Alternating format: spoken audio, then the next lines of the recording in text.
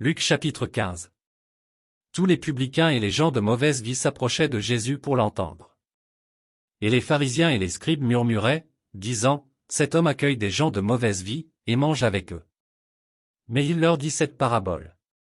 Quel homme d'entre vous, s'il a 100 brebis, et qu'il en perde une, ne laisse les 99 autres dans le désert pour aller après celle qui est perdue, jusqu'à ce qu'il la retrouve. Lorsqu'il l'a retrouvée, il la met avec joie sur ses épaules. Et, de retour à la maison, il appelle ses amis et ses voisins, et leur dit, réjouissez-vous avec moi, car j'ai retrouvé ma brebis qui était perdue.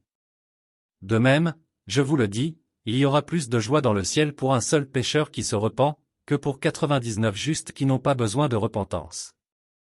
Ou quelle femme, si elle a 10 drachmes, et qu'elle en perd une, n'allume une lampe, ne balaie la maison, et ne cherche avec soin, jusqu'à ce qu'elle la retrouve? Lorsqu'elle l'a retrouvée, elle appelle ses amis et ses voisines, et dit, réjouissez-vous avec moi, car j'ai retrouvé la drachme que j'avais perdue.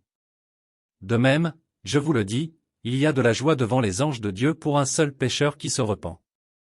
Il dit encore, un homme avait 2 fils. Le plus jeune dit à son père, mon père, donne-moi la part de bien qui doit me revenir. Et le père leur partagea son bien. Peu de jours après, le plus jeune fils, ayant tout ramassé, partit pour un pays éloigné, où il dissipa son bien en vivant dans la débauche. Lorsqu'il eut tout dépensé, une grande famine survint dans ce pays, et il commença à se trouver dans le besoin.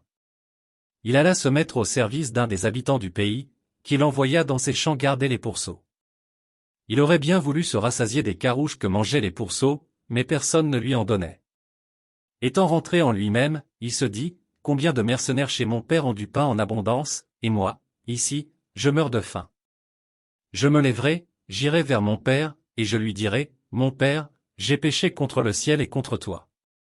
Je ne suis plus digne d'être appelé ton fils, traite-moi comme l'un de tes mercenaires. Et il se leva, et alla vers son père. Comme il était encore loin, son père le vit et fut ému de compassion, il courut se jeter à son cou et le baisa.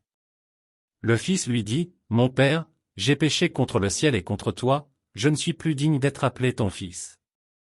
Mais le père dit à ses serviteurs, apportez vite la plus belle robe, et l'en revêtez, mettez-lui un anneau au doigt, et des souliers aux pieds. Amenez le veau gras, et tuez-le. Mangeons et réjouissons-nous. Car mon fils que voici était mort, et il est revenu à la vie, il était perdu, et il est retrouvé. Et ils commencèrent à se réjouir. Or, le fils aîné était dans les champs. Lorsqu'il revint et approcha de la maison, il entendit la musique et les danses. Il appela un des serviteurs, et lui demanda ce que c'était. Ce serviteur lui dit, ton frère est de retour, et, parce qu'il l'a retrouvé en bonne santé, ton père a tué le veau gras. Il se mit en colère, et ne voulut pas entrer. Son père sortit, et le pria d'entrer. Mais il répondit à son père, voici, il y a tant d'années que je te sers, sans avoir jamais transgressé tes ordres, et jamais tu ne m'as donné un chevreau pour que je me réjouisse avec mes amis. Et quand ton fils est arrivé, celui qui a mangé ton bien avec des prostituées, c'est pour lui que tu as tué le veau gras. Mon enfant, lui dit le père, tu es toujours avec moi, et tout ce que j'ai est à toi. Mais il fallait bien s'égayer et se réjouir, parce que ton frère que voici était mort et qu'il est revenu à la vie, parce qu'il était perdu et qu'il est retrouvé.